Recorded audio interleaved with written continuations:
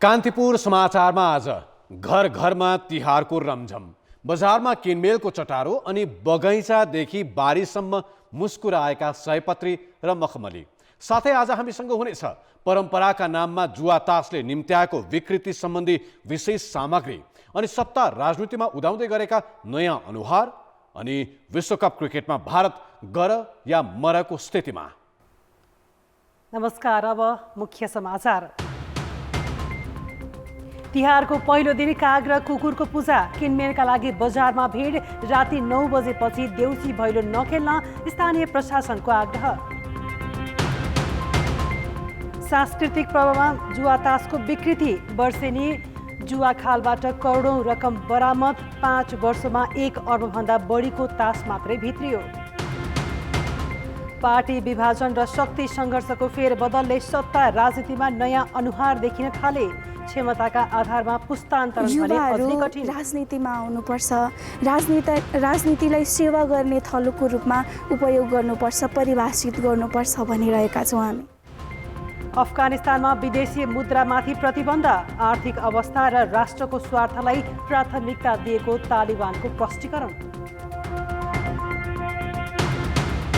र न्युजिल्यान्डसँग 16 रनले पराजित हुँदै स्कटल्यान्ड T20 विश्वकपको सुपर 12बाट बाहिरियो। भारत र अफगानिस्तान भिड्दै।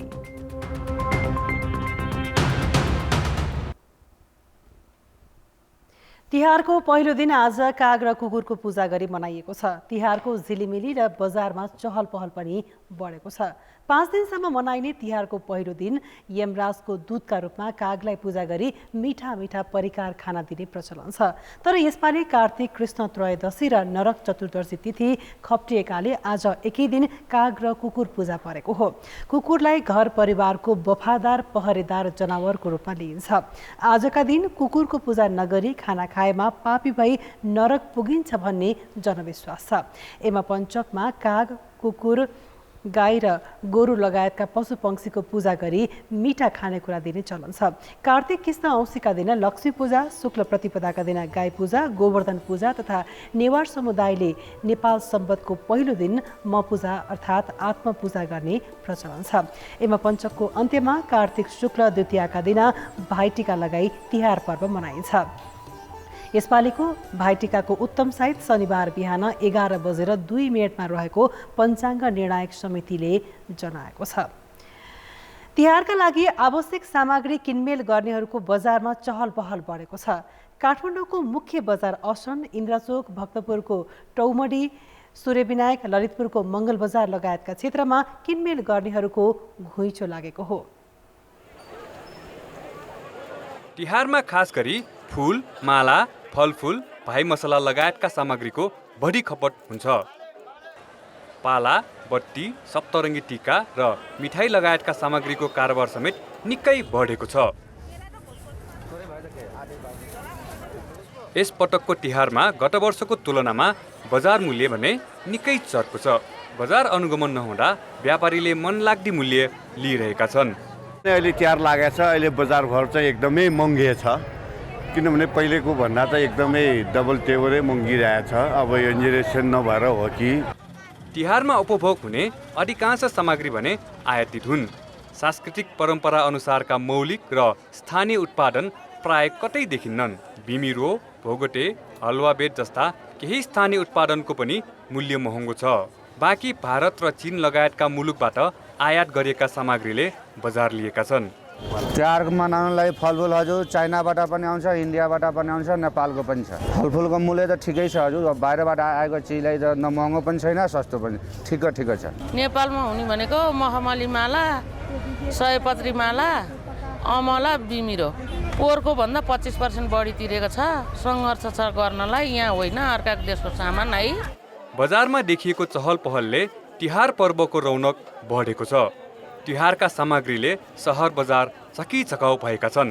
तर भिडभाडमा पुगेर किनमेल गर्दा आम नागरिकले भने कोरोना सङ्क्रमणप्रति सजग हुनु आवश्यक छ।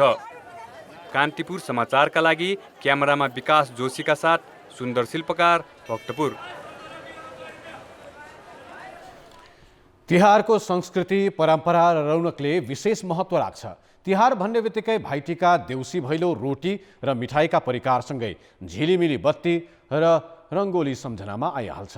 जुवा, तास र कौडा खेलेर रमाइलो गर्ने परम्परा पनि छ। तर त्यसको नकारात्मक पक्ष भनेको पेशेवर जुवा खेल्ने र खेलाउनेहरूका कारण कैयौँको आर्थिक जीवन तहस नहस हुने गरेको छ।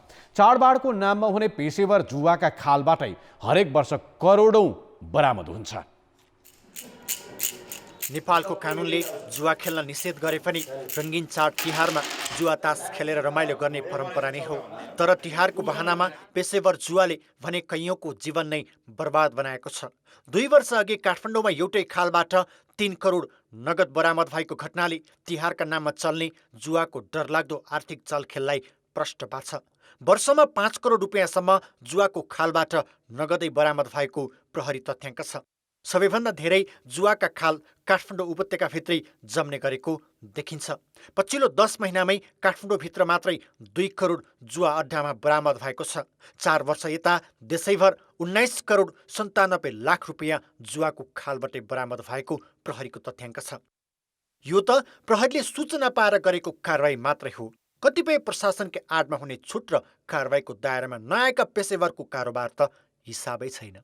खास पारिवारिक जमघटमा जुन हिसाबको एउटा मनोरञ्जनको हिसाबले खेलिन्छ त्यसमा चाहिँ प्रहरीले खासै हस्तक्षेप गर्दैन र जसले चाहिँ यसलाई अब म्याक्सिमम जुन हिसाबको यिनीहरूले चाहिँ आफ्नो लाभ लिने हिसाबले जुन व्यावसायिक जुवा खेलाउँछ त्यस्तालाई चाहिँ प्रहरीले चाहिँ पूर्ण रूपमा नियन्त्रणमा लिएर कानुनको दायरामा ल्याएर आवश्यक कारवाही गर्छ।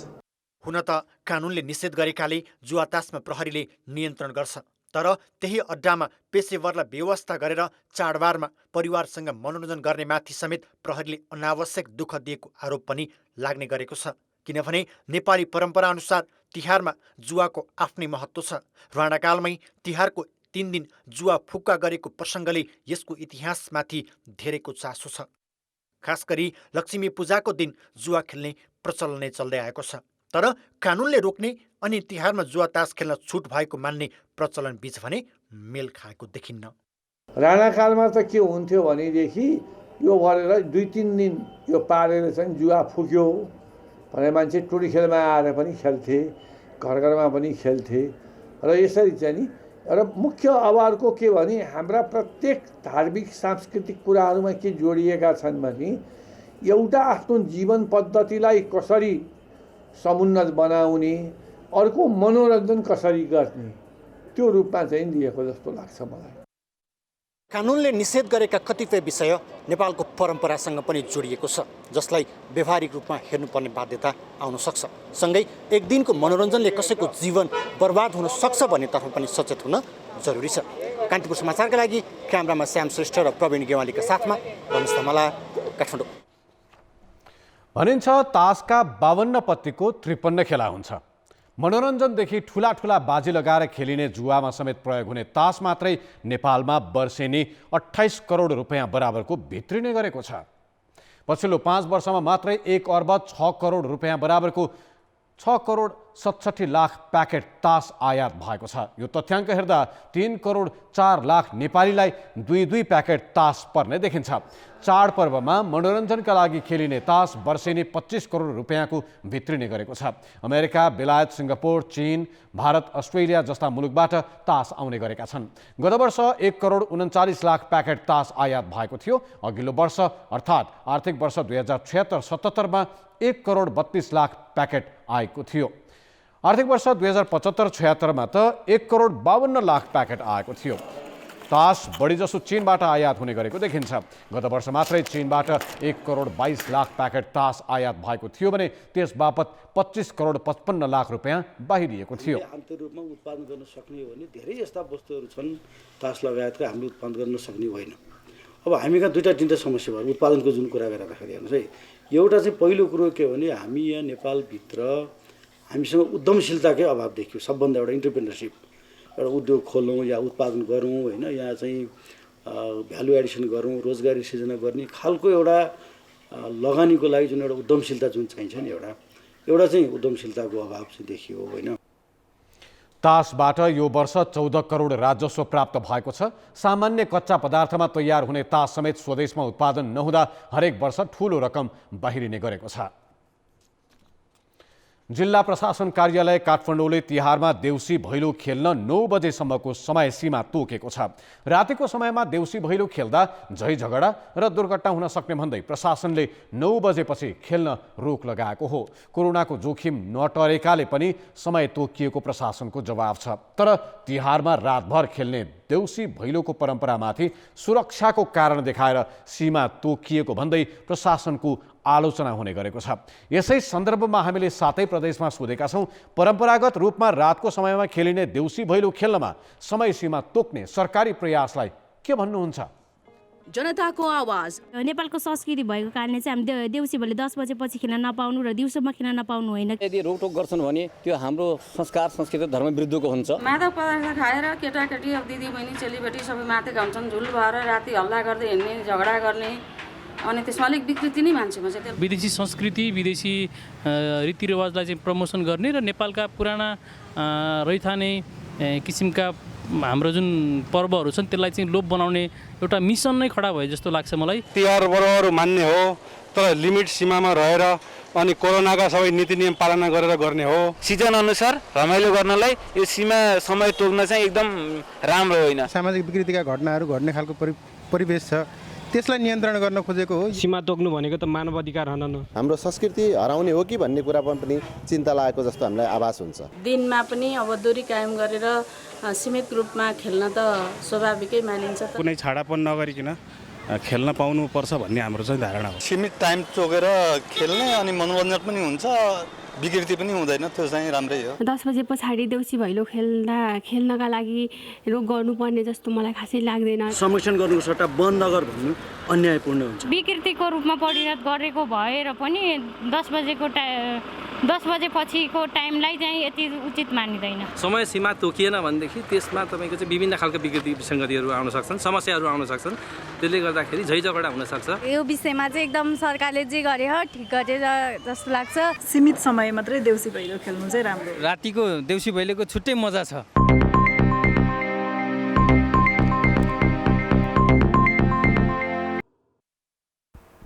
समाचारमा पुनः स्वागत छ। प्रधान न्यायाधीश सोलेन्द्र शमशेर जबराले संवैधानिक परिषदमा नियुक्ति सम्बन्धी मुद्दाको सुनवाईमा प्रधान न्यायाधीशको अनिवार्य उपस्थिति हुनुपर्ने भन्दै अधिवक्ता गणेश रेग्मीले दर्ता गरेको रिटलाई संवैधानिक इजलासमा पठाएका छन्। प्रधान न्यायाधीश जबराले प्रशासनिक निर्णय गर्दै संयुक्त इजलासमा रहेको उक्त रिटलाई संवैधानिक इजलासमा पठाएका हुन्।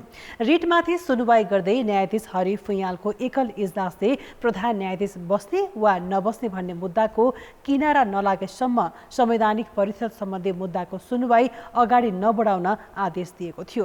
अर्का अधिवक्ता दीपक विक्रम मिश्रले रिटलाई संवैधानिक इजलासमा पठाउन माग गर्दै निवेदन दिएपछि प्रधान न्यायाधीशले उक्त निर्णय गरेको सर्वोच्चका प्रवक्ता बाबुराम दाहालले जानकारी दिए। संवैधानिक परिषद सम्बन्धी अध्यादेश र त्यसैको आधारमा गरिएका नियुक्तिका मुद्दामा प्रधान न्यायाधीश आफै विपक्ष रहेकाले हेर्न नमिल्ने आवाज उठेपछि जबराले इजलासबाट अलग हुने बताएका थिए। नेपाली राजनीतिको नेतृत्वमा अहिले पनि पुरानै नेताहरूको हालीमुहाली छ। नेतृत्वको आशीर्वाद नभए युवा पुस्तालाई दलीयदेखि सत्ता राजनीतिमा टिक्न त्यति सजिलो पनि देखिन्न। तर पछिल्लो समय प्रदेशदेखि केन्द्र सरकारसम्मै केही नयाँ अनुहार देखिएका छन्। पार्टी विभाजन, दलीय गठबन्धन र आन्तरिक शक्ति सङ्घर्षको फेरबदलले भए पनि जिम्मेवारीमा नयाँ अनुहारको उपस्थितिले आशाको सञ्चार गरेको छ।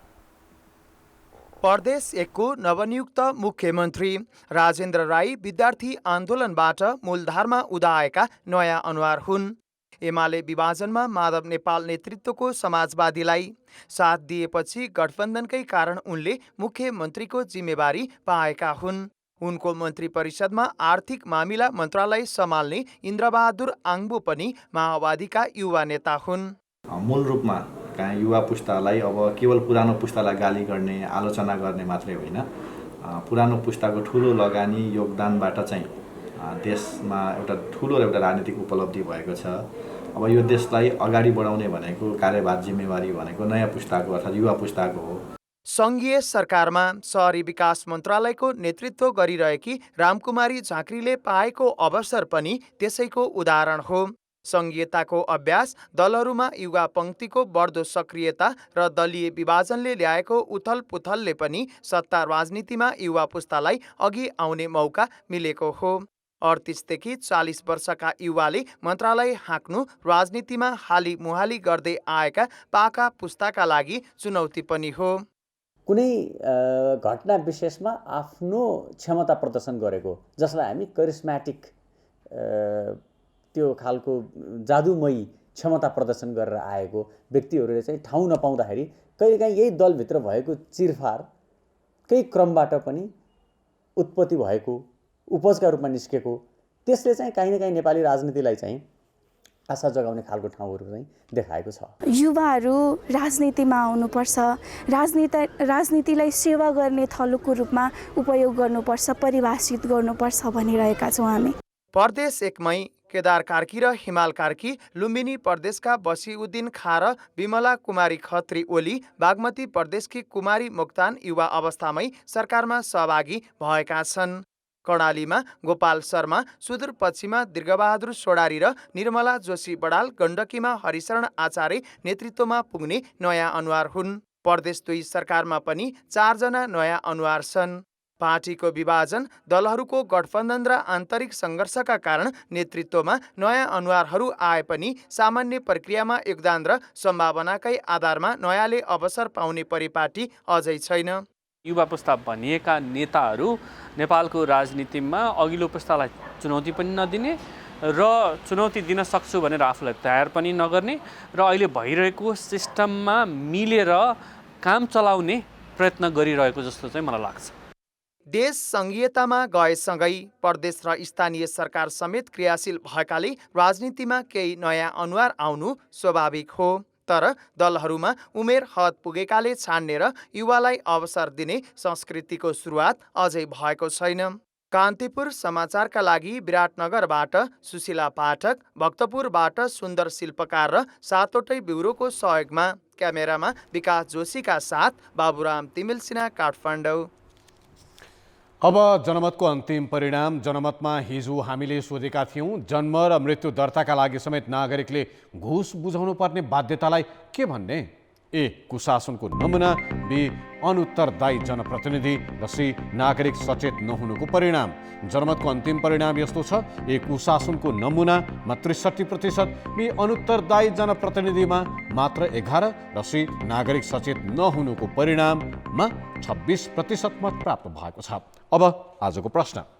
जनमत राजनीतिमा नयाँ पुस्तालाई अगाडि बढाउन के गर्नु पर्ला?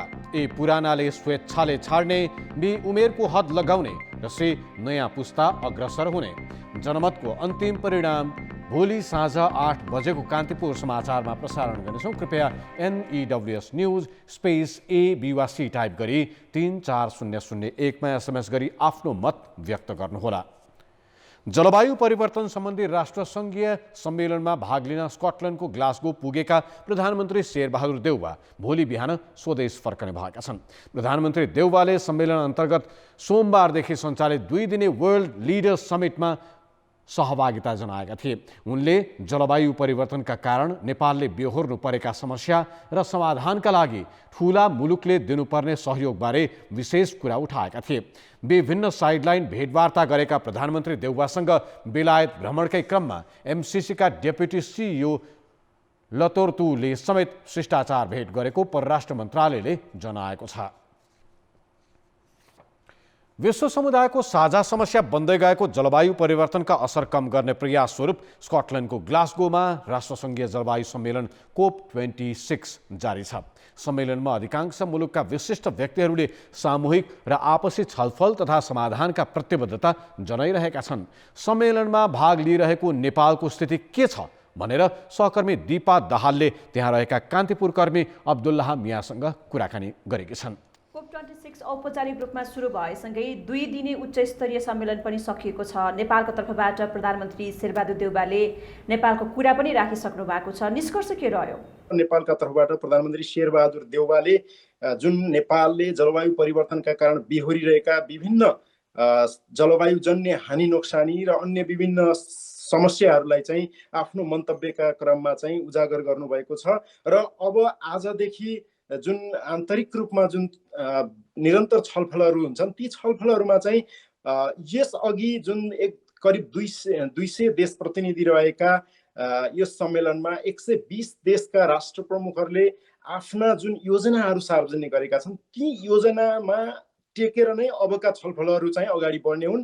त्यो भनेको चाहिँ जुन पेरिस सम्झौताले सन् 2050 सम्ममा नेट जिरोमा जानु पर्ने जुन सङ्कल्प गरेको थियो त्यो चाहिँ अब यहाँ पुरा हुने देखिएन। यस्ता सम्मेलनमा नेपालले लामो समयदेखि भाग लिँदै आएछ र आफ्ना समस्याहरू राख्दै पनि आएको छ, तर ठुला मुलुकहरूले यस्ता समस्याहरूलाई कति गम्भीरताका साथ लिएको पाउनुभयो तपाईँले?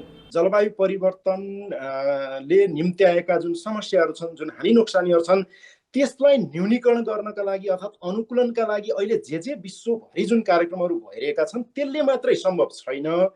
त्यसकारण अब चाहिँ विकसित मुलुकहरूले यससँग जुझ्नका लागि चाहिँ अलग्गै एउटा चाहिँ आर्थिक सहयोगका लागि चाहिँ संयन्त्र खडा गरेर त्यहाँबाट चाहिँ वित्त अर्थात् जुन क्लाइमेट फाइनेन्स भनिन्छ त्यसलाई चाहिँ प्रवाह गर्नुपर्छ भन्ने मुद्दालाई चाहिँ यो कोप 26 ले चाहिँ विशेष प्राथमिकताका साथ उठान गर्दैछ।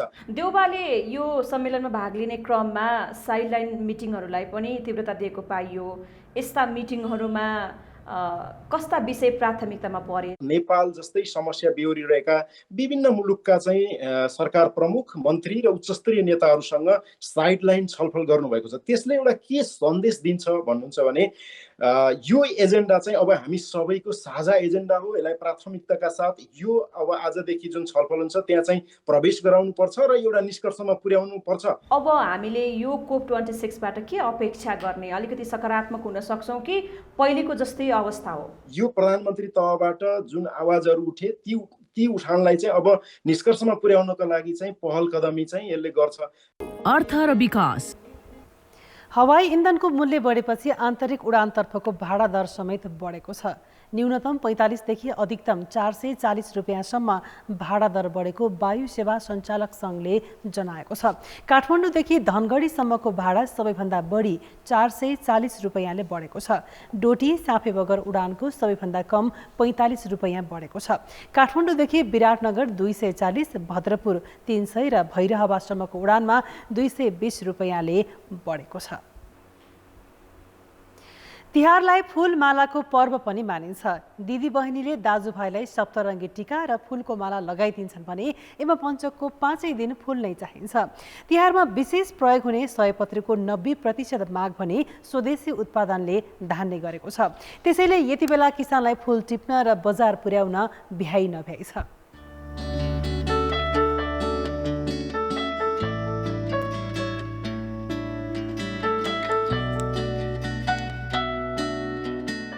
तिहारले छोपिसकेको छ। यति बेला घर आँगन बगैँचादेखि बारीसम्म जताततै सयपत्री र मखमली ढकमक्क देखिन्छ। 12 महिना व्यावसायिक फूल खेती हुने काठमाडौँको इचङ्गुमा त झन् मनै लोभ्याउने दृश्य देखिन्छ। जताततै थुङ्गे फूलले राताम्य र आकर्षक।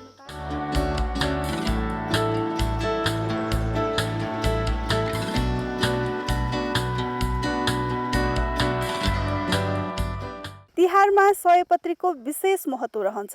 अझ भन्ने हो भने तिहार नै सयपत्रीले मगमगाएको हुन्छ। सजावटका लागि होस्, लक्ष्मी पूजा गर्न होस् अथवा दाजुभाइ नै पुज्न सयपत्री नै प्रयोग गरिन्छ। यही आउँदै गरेको तिहारका लागि सयपत्री बजारमा पुर्याउन भने यहाँका किसानलाई हतारो छ। तिहार ताका चाहिँ त्यही 3-4 लाखसम्म हुन्छ। अनि तपाईँको अहिले चाहिँ अब यो फुलले पानी परेर फुल पनि अलि धेरै खेरो गएको छ। अहिले चाहिँ अब त्यति भाउ पनि छैन, के कस्तो हुन्छ यसपालि। मालीहरू उता भनौँ न हाम्रो ठेक्काकोले मालो उनेर अब मालो उनेर पनि बेच्नुहुन्छ, उहाँहरूले नि अनि ढुवाङमा पनि बेच्नुहुन्छ। यो कहिलेसम्म बिक्री हुन्छ भन्नुभयो? हाम्रो अब मङ्सिर त्यस्तै के अरे माघ फागुनसम्म हुन्छ सेप्टेम्बरमा चाहिँ। फ्लोरिकल्चर एसोसिएसनले यसपटकको तिहारमा 15.5 लाख सयपत्री फूलका मालाको खपत हुने अनुमान गरेको छ। त्यसमा 13 लाख स्वदेशी उत्पादनले धान्ने र 2.5 लाख माला मात्र आयात हुने आकलन छ।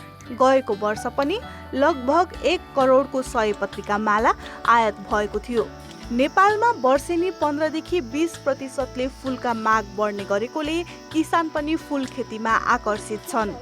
360 दिन चाहिँ हाम्रो आफ्नै उत्पादनले धानिराखेको अवस्था हो र तिहार 5 दिनको लागि चाहिँ अत्यधिक माग हुन्छ। त्यो माग धान्नको लागि चाहिँ हामीले चाहिँ के अरे तिहार 5 दिनलाई टार्गेट गरेर चाहिँ हामीले बिरुवा रोप्यौँ भने र फुल फुलायौँ भने 2 महिना 25 दिन चाहिँ हामीले त्यो फुल चाहिँ बाहिर बेच्नुपर्ने हुन्छ। हामीसँग त्यत्रो ठुलो बजार छैन। असार साउनमा लगाएको सयपत्री फुलको उपयोग र व्यापार माघसम्म गर्न सकिन्छ। अरू बेला आफैले बजार पुर्याउनु परे पनि अहिले तिहारको बेला भने व्यापारीहरू बारीमै आइपुग्छन्। कान्तिपुर समाचारका लागि क्यामेरामा मुरारी घिमिरेका साथ सृजना बास्तोला, काठमाडौँ। खेलकुद समाचार। आफ्नो उमेरमा चम्किएका खेलाडी उमेर ढल्किएपछि सन्यास लिने र खेल जीवनबाटै पलायन हुनु नेपाली खेलकुदको परम्परा हो। तर अन्तर्राष्ट्रिय स्तरमा पाका खेलाडीले पनि भेटरान प्रतियोगिता मार्फत प्रतिभा देखाउन पाउँछन्। अहिले यही अभ्यास नेपाली खेलकुदमा पनि देखिन थालेको छ। फुटबलर्स मिसन्स टुगेदरले काठमाडौँमा आयोजना गरेको भेटरान फुटबल प्रतियोगिताले पुराना खेलाडीलाई फेरि प्रतिभा देखाउने मौका दिएको हो।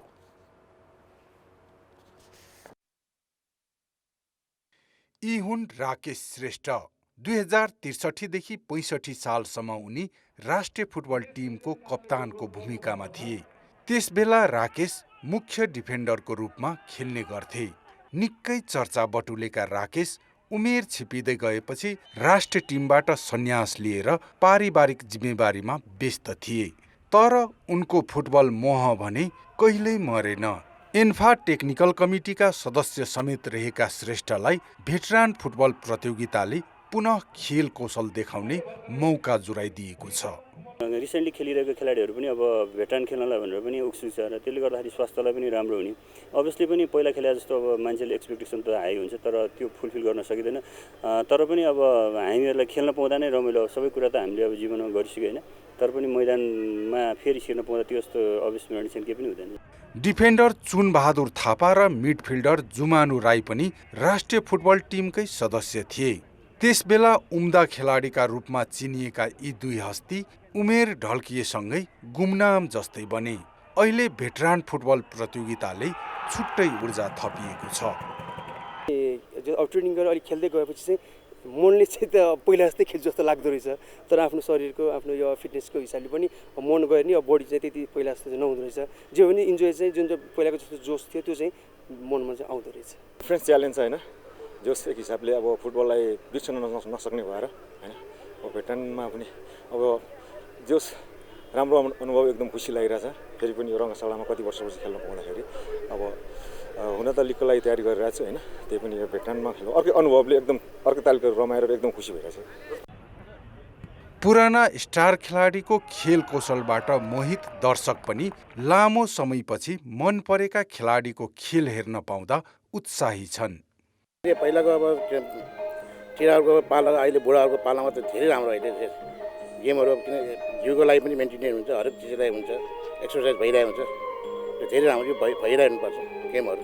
जुन अहिले सिनियर खेलाडीहरू पुरानो खेलाडीहरूलाई एउटा ठाउँमै देख्न पाए, हेर्नु पायो, खुसी लाग्यो। यो सबैको अहिले खेलाडी गेम अझ पनि यो भइरहेको छ, राम्रो भइरहेछ। Badminton, table tennis, lawn tennis जस्ता खेलमा केही अगाडिदेखि नै यो अभ्यास देखिए पनि अहिले नेपाली फुटबलमा भेटरान प्रतियोगिता सुरुवात भएको छ।